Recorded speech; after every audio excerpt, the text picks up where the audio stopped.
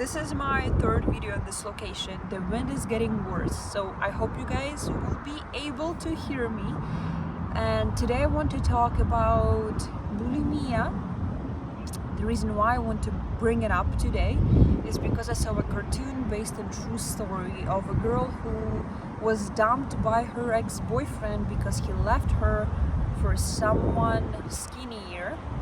And after that, she was struggling with her mental health because she was not eating anything, and she ended up in the hospital or people for mentally ill people, mentally struggling people. She damaged her nervous system because of the things she did to herself by not eating and suffering to be skinny, to fit into standards, beauty standards. And I think I needed to film a video about it because personally, from my experience, I had bulimia as a young teenager, as a young girl who wanted to look pretty. And I truly believe that it's a very important topic. There's so much kids, so much girls, boys who want to fit into standards. And if you have a sibling, if you have a kid, if you have a child, if you have some young friend, you have to tell them about this. Even if you think they don't have symptoms, they need to be aware that this problem exists. It's very, very important to bring that up, to talk about it, because that can save somebody's life. And lucky me, as a young teenager, my bulimia didn't get to a crazy point. I know some girls that had it for 10 years, 15 years, and I was lucky that it took me just a few months to understand what it is. And it didn't last long from my experience, but I know what it is and how bad it can get. So let's quickly talk about 5 signs you have bulimia. So sign number 1, you don't know when you're hungry. I mean, technically you do know, but you're not sure about that. Should I eat? Should I not eat? Am I hungry right now? Can I wait like half an hour, or am I extremely hungry? Or you're just going about your day and then you find yourself from a pain in your stomach because you're so hungry and you just didn't realize it before. So sign number 2 is kind of similar, but the opposite. You don't know when you're full. You don't know when you're full because you just don't know. You keep eating and eating and eating without stop. You're experiencing physical pain. You can't stop, and you just keep eating because you're just not sure if you're full. Do you have to finish the whole plate? Do you have to finish the whole meal you cooked for yourself? And personally, me growing up in Slavic countries, I can see how I had bulimia because my grandparents, my mom, my family will tell me, you can't get up from the table till you finish, till the plate is empty, till you finish your meal fully. And as a kid, like, I don't want to eat. I feel my body. I understand myself better than anyone else. I'm done eating. I want to go. But your parents, they probably didn't understand that, or Slavic parents, they couldn't understand that before. Now it's getting better, of course, but before. So they will push you to eat till the plate is fully clean. And I think for me personally, that's what messed up my understanding for like when I'm full, when I'm hungry, because your mom calls you to eat, you have to eat.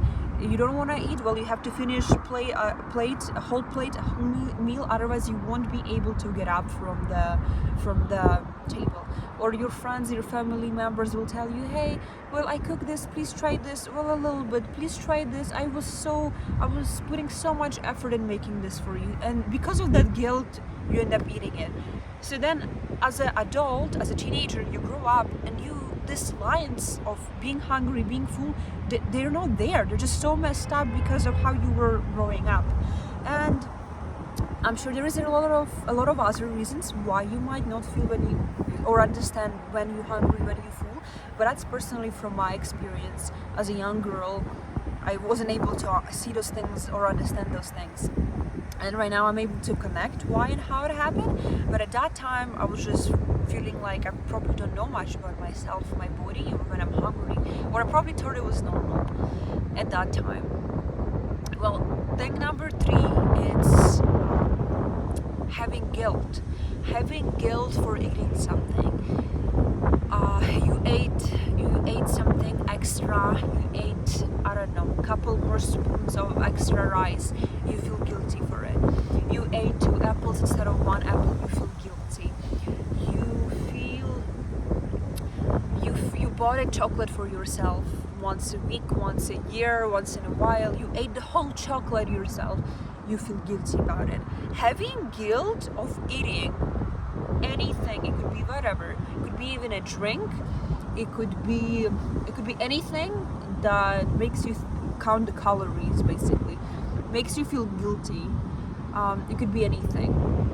That is a sign number 3 that you probably have had or currently having bulimia.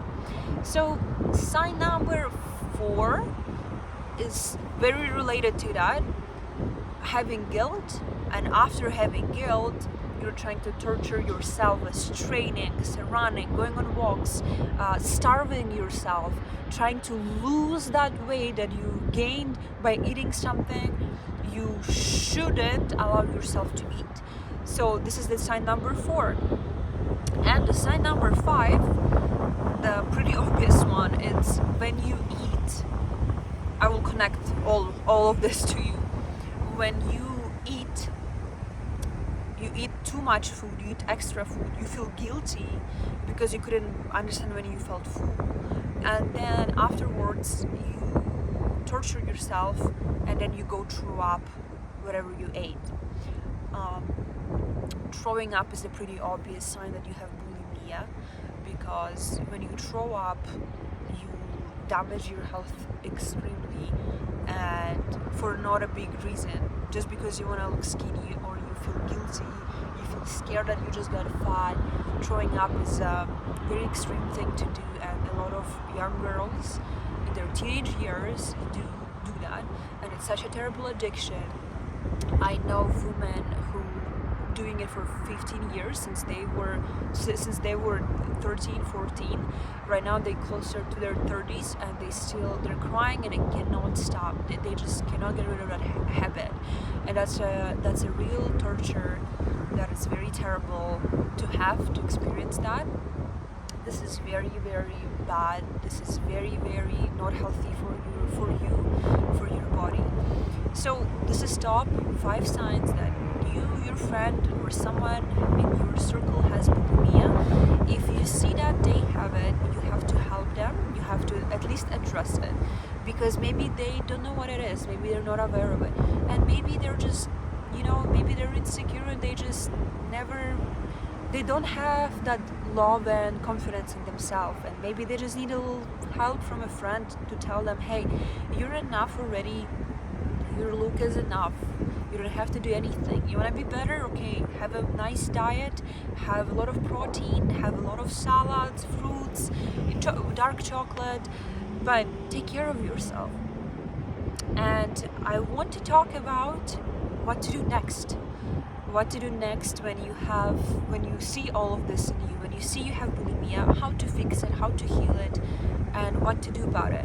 But I'm going to talk about it in my next video, so follow me and scroll through my videos and find the right one. I'm going to publish it in a couple days. I'm going to publish how to heal your bulimia after where you have it, and I hope it's gonna make your life easier.